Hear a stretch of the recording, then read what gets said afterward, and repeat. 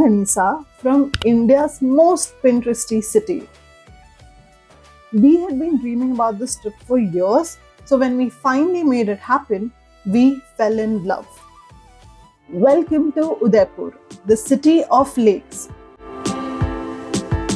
In this video, we're covering all the highlights, the best places, what's actually worth it, and I'll also share a few things that we figured out along the way so you can plan your trip better. Also, if you just want a quick 3-day plan of everything we did, I've put that up as a short so you can check it out. Fun fact, Udaipur is known as the Venice of the East, and once you get there, you'll know exactly why. From the airport to the narrow gullies, the city has an aesthetic vibe in every corner, very YJHD types. We booked an Uber at the airport. There's a designated counter for it, so it's pretty straightforward and hassle-free. And for our stay, we booked Hotel Sarovar on Lake Pichola. You heard that right, literally on the lake. This is something I would 100% recommend. There is a tiny catch though. The lanes around this area are really narrow, so cars can't go all the way in. We had to walk a bit with our luggage, but it was so worth it. After checking into the hotel, we channeled our inner Bunny and Nana and set out to explore the city. But our first stop, it was lunch at a palace, and we sure worked up an appetite for it. We had to walk quite a bit to get there. Almost all places here are very nearby, so we can go walking, which is a good thing because that will also increase our step count and compensate for all the food we're gonna eat.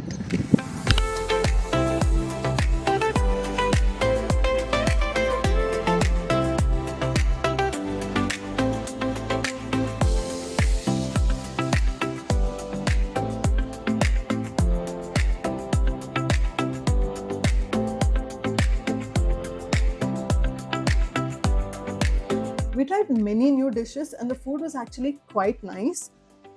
Do you like your food? Yeah. What are you eating? Aloo Angare. angare. What is that? Paneer stuff and aloo. I think the first ever I tasted such With cashews. with cashews. The view was also great. There's this one window there which is like a hotspot for pictures. We kept waiting for our turn, but it took forever and we just gave up. If you get the chance though, don't miss taking a photo there. Then we walked over to the famous city palace, an architectural gem that stood the test of time. And what's crazy is, this wasn't built in one go. It actually took 400 years. It was started by Maharana Uday Singh, the same person who founded the city of Udaipur itself, and then multiple generations after him kept adding to it. So everywhere you look, it feels like a mix of different styles. A little Rajasthani, a little Mughal, even some European touches. A quick tip before going in though, try to come early. We didn't, and it got really crowded. You'll get tickets near Badi Pole, which is the main entrance gate. Inside, you have two options. You can either just walk around the outer complex or get full access to the museum and all the courtyards. We went for the full ticket, and honestly, there's a lot to see inside, so it felt worth it. As we enter, we pass through the Tripolia gate, which has 3 arches. The center one was used by the royal family, while the other 2 were for everybody else. Beyond this is Manek Chowk, which is the main courtyard. It is believed elephant fights were staged here to test their strength before going to battle. The winner of all would apparently become the king's personal ride. This right here is the royal armory. In the olden days, this used to be where guests deposited their weapons before meeting the king, and now it's a museum where the same weapons are proudly displayed. When you see all these swords and shields, it's kind of chilling to think they were used in real wars. Like, such a beautiful place today had such a bloodied history. I can't even imagine what their lives were like. As we go further in, you'll see that the entire palace is built like a maze. It's not by accident. The Rajputs believed in a multi-layered defense system. So they had big heavy gates on the outside, low height doors where you have to duck down, and really narrow, almost claustrophobic staircases, so only one person could enter at a time. All this was designed to slow down the enemy, making them easy targets for palace guards on the other side. Next, we have the Badi Mahal, which is the highest point of the city palace. The beautiful courtyard is surrounded by 100 pillars, and at the center is a water pool for the kings. This terrace is called the Chini Chitrashala because of its paintings and blue Chinese styles. This is one of the most touristy spots of the palace and it is packed. You can see the number of people waiting at every corner to take a photo. It genuinely felt like a fish market. But from here, you also get a good glimpse of Lake Pichola, so at least that's good. You'll notice a lot of tinted glasses and small windows or jharokas all around. Because of the parda system, the queens weren't supposed to be seen in public. So they would watch everything happening outside from behind these windows. They also had their own section inside the palace, the Zenana Mahal, where they could move around freely. There's a courtyard at the center called Lakshmi Chowk where they used to celebrate festivals like Gangaur. There are also many other sections like Sheesh Mahal, Mor Chowk, Moti Mahal. Honestly, there's a lot to see. If you want to explore properly, you'll need at least 3 to 4 hours. Oh, and another fun fact, the current royal family still lives in a part of this palace that is not accessible to tourists. Other portions have been converted into 2 luxury hotels that are open for stay. Overall, I'd rate City Palace a solid 8 on 10. Definitely worth it, but just be prepared for the crowds. After a long day at the City Palace, we went to Bagore Ki Haveli for the famous Dharohar Folk Dance Show. Quick heads up if you're planning this. The show starts around 7 and tickets open at 6. So we reached there by 6:15 thinking it would be easy to get tickets. But oh my god, look at the crowd. Within minutes the show was sold out. So we had to take tickets for the 8 p.m. slot. Honestly, just book this online if you can. Since we had time to kill, we walked over to Gangaur Ghat and just stayed there for a bit. It was so damn beautiful. We found this Choto cafe called Savage Garden and it changed my life. I'm not even a cheesecake person, okay? But that blueberry cheesecake got me obsessed, and how. It was so good that I actually went back and got it packed before leaving the city. That small break was exactly the reboot we needed before the evening. Even for the 8 p.m. show, there was a long wait, but once it started, it was mind-blowing. We understood just why people were so crazy about this. We saw traditional Rajasthani puppet shows, ghumar performances, fire acts, and the showstopper balanced 11 clay pots on their head while dancing on broken pieces of glass.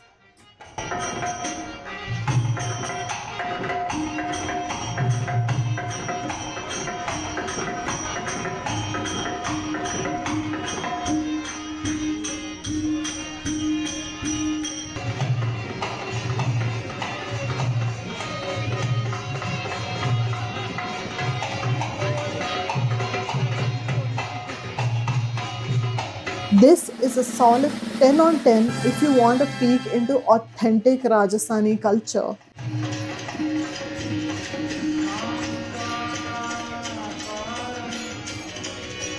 We ended the day with a quiet dinner by the lake at Jasmine restaurant. Do check this out if you're in the city. We absolutely loved it. The view, the homely food, and the cool breeze are a perfect combination after a long day. Literally cured my headache.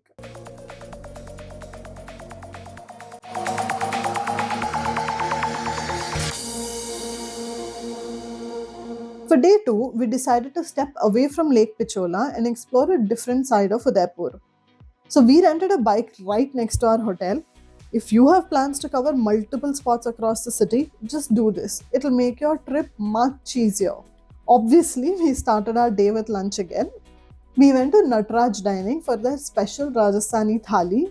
It's a very crowded place, so don't expect to get a full table to yourself. But the food and service were really good. And this is also where Tej tried dal bati for the first time.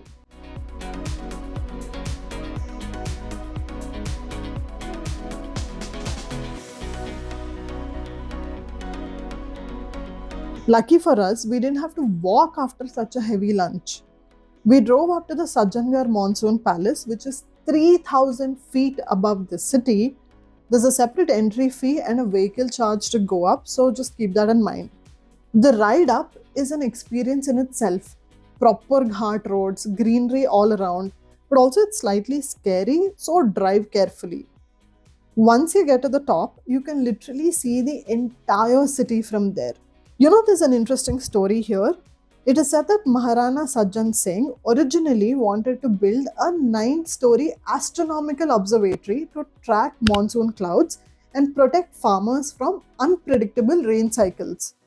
But tragically, he passed at a very young age and the plan didn't materialize. Later, it was turned into a monsoon retreat and a hunting lodge for the royal family. We went in the afternoon, but if you can, try to visit around sunset. We heard it looks insane in the evenings. For its breathtaking views, I would rate the Sajjangarh Monsoon Palace 9 on 10.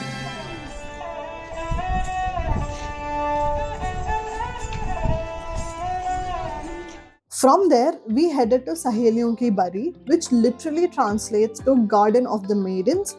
This is one of my favorite places. This place was built for the queen and her companions. No men were allowed into the sanctuary. Fountains, gardens, shaded areas. It's actually a really peaceful spot to just slow down a bit.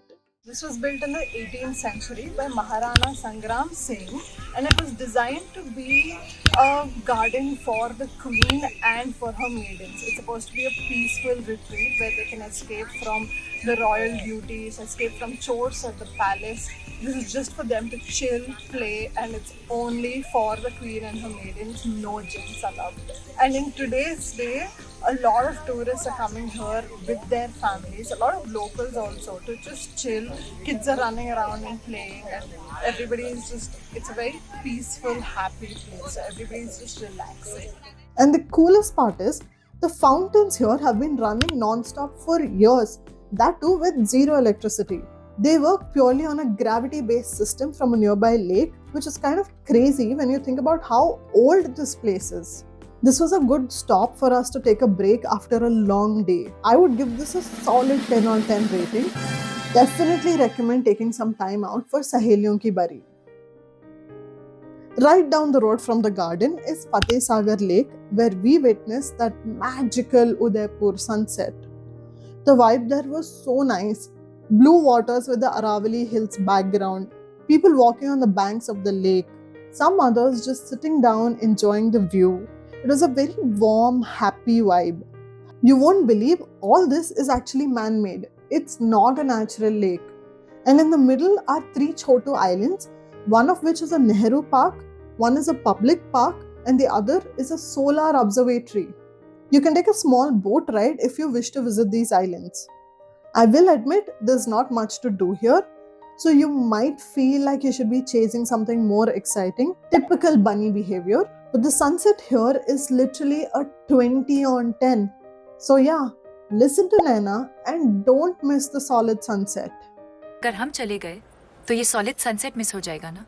We wrapped up the day with dinner at Millets of Mewar, which was a bit of an experiment. We didn't love everything, but still glad we tried it. And then something amazing happened. We were traveling around Navratri, so the entire street turned into a dandiya scene. As a South Indian, this was the first time I was seeing how it is celebrated in the North, and it was so cool. There was proper music, people were dancing, switching partners, it was so full of energy. I wasn't dressed for it at all, but obviously I joined in and it was too much fun.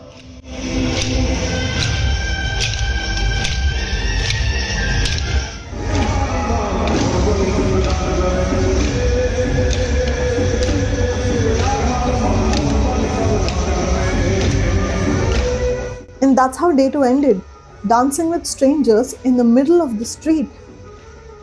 It is the end of day 2 in Udaipur, and with a very good day comes a series of mishaps because that's just how we roll. So let me quickly list out all the wonderful, most memorable things that have happened to us since morning. Okay, first and foremost, this hotel where we are staying for some reason does not have hot water in the night. when it's actually very cold in the night. So after a long day, you don't have the option of coming back to your hotel and taking a nice hot shower, because that's how they roll. One of the places that we went to today, we bought a water bottle and we actually left that in the bike, but I obviously didn't remember that, thanks to my memory. And we were sitting in some place, there was a water bottle right next to me. I picked it up, just drank it directly, only for me to realize after drinking that it is some random person's bottle who left it over there. Obviously, I'm capable of doing such things. And we come back to our room in the evening. Okay, we've been asking them for a water bottle since morning. It took them all day to bring it. And in the evening, when we finally did get the bottle, we got tap water. And it's so funny. Normally, the bottle that they give water in is like this. It's branded. Okay, their logo is there. There's a sticker and all. The water that we asked for, I don't know why he thought maybe we needed water to bathe or what. He got us this bottle without a label. We couldn't even open this. This is probably just tap water. Okay, and this bottle is not even standing straight. This has a bump, so it can only sleep like this. If you keep it standing, it's gonna fall. So wonderful.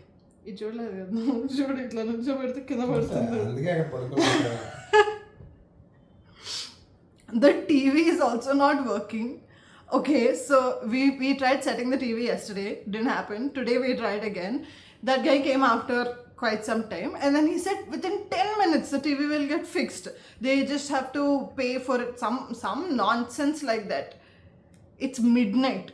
That TV is still not functioning. It's literally behaving like it has fits or something. You turn it on, by the time you select something, it's just flickering back and forth, God knows why. And the highlight of my day, I wanted blueberry cheesecake. Okay, there was a store where we tried it yesterday. It was really nice. Wanted to go there. That was closed. It got late. Fine. On the way back to the hotel, we found another store which had some desserts. So they didn't have a cheesecake or anything, but they had blueberry pancakes. So I thought, okay, fine. I like pancakes. I wanted something in blueberry. So let's get it. He made us wait for 15 minutes and he said, don't worry, he'll get done this, that. And I actually ordered it because I saw somebody else at another table with pancakes. They ordered chocolate pancakes. I considered telling him to put extra blueberry spread, but I forgot in the end. So guess what I got? Okay, in the name of blueberry pancakes. Can you see? Yeah. And no, this is not him confusing blueberry for raspberry. This is him thinking I am such an idiot that he will give me pancakes with jam spread on it. Literally, this is Kisan jam that you can get for 40 rupees. He spread that on these pancakes, which literally just feels like Madipaina Dibbarata. I have no idea how to say that in English. But yeah, he put jam on it and gave it. And I got it parcel. Now I am in my hotel room. Very happily I open it thinking, wow, let's have blueberry. This is what I open. This is what I eat. It's not even tasting nice. It's supposed to be some healthy gluten-free pancake. So fine, I will make do with the taste of the pancake. But what is the spread? What am I supposed to do? I literally just put everything back. 40 rupees jam bottle that is. I don't think he would have gotten the big one also. He would have probably gotten just that Choto Kisan jam. Thought this girl looks like an idiot. She's come here asking for blueberry pancakes. Made us wait for 20 minutes. Made us just sit with mosquitoes swarming all around us to give this. What should I do with this? And to top all of this, my mic that I actually fully charged and got from home to do vlogs, and I was like fancily sitting in places and talking into saying, oh, this is this Maharana, that Maharana and all, that stopped working. And I realized that after I did a series of videos where I'm talking and they just shooting like from somewhere far, I'm like, this happened. And later on I checked that it didn't even record the audio. So all you can hear is my faint voice, while you can hear people screaming, birds chirping, sounds of nature, sounds of traffic and all that. So with all these wonderful, beautiful mishaps, day 2 comes to an end.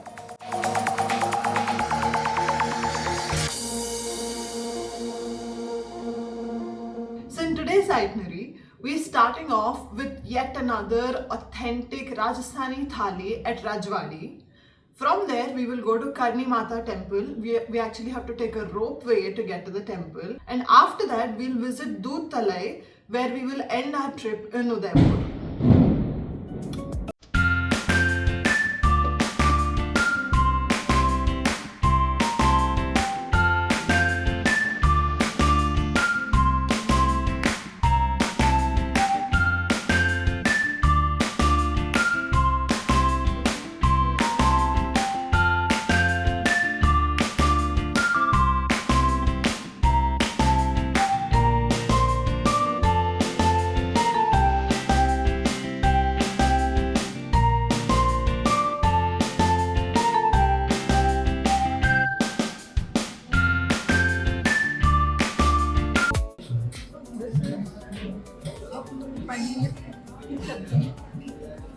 Aloo capsicum, chole something, sweet curry, normal curry, dal, some sweets, pecha, and chas. My favorite. After our lunch at Rajwadi, we went to Karni Mata temple, which is on a hilltop. And I won't lie, this part got a little exhausting. You can either climb up using the steps or take the ropeway. We chose the ropeway, but there's a bit of a process. You take a ticket, wait for your number to be called, and then get into the cable car. And the wait was long. We ended up waiting for over an hour in the heat, which definitely didn't help. But once you're on it, the ride itself is just about 4 to 5 minutes, and the view on the way up is actually really nice. At the top, you get a full view of the city, lakes, hills, everything. You still have to walk a bit from the ropeway point to reach the temple, and even though it's a small temple, there are quite a few devotees throughout the day. Honestly, the place itself is a solid 8 on 10, but the process got very taxing for us and we were completely drained on our way back. The plan after this was to stop at Doodh Talai, which is supposed to be beautiful, especially around sunset. But since it was Vijayadashami, there were processions happening all around the lake area and it was way too crowded to really stop and enjoy it. So we just headed back to the hotel and took some time off.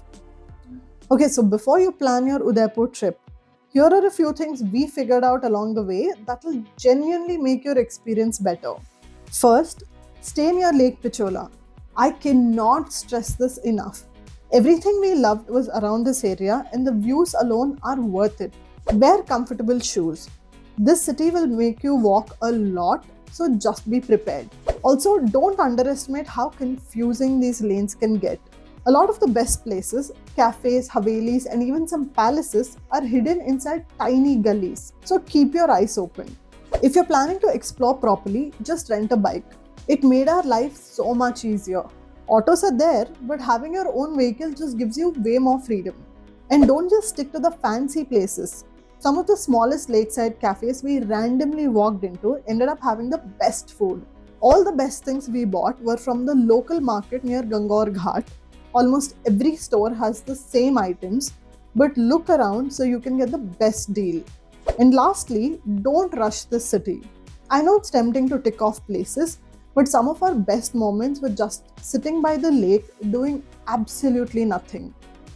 There's some magic in that breeze. It just slows everything down. So yeah, that was Udaipur. I get why it's so romanticized. I thought definitely want to come back here. But getting out of Udaipur, that was a whole different scene. We had to catch a train to Jaipur and we were late. It was so difficult getting a vehicle in those narrow roads and there was so much traffic. Our auto wala was driving like his life depended on it, but it still didn't look like we would make it. Did we get to Jaipur or did we miss our train?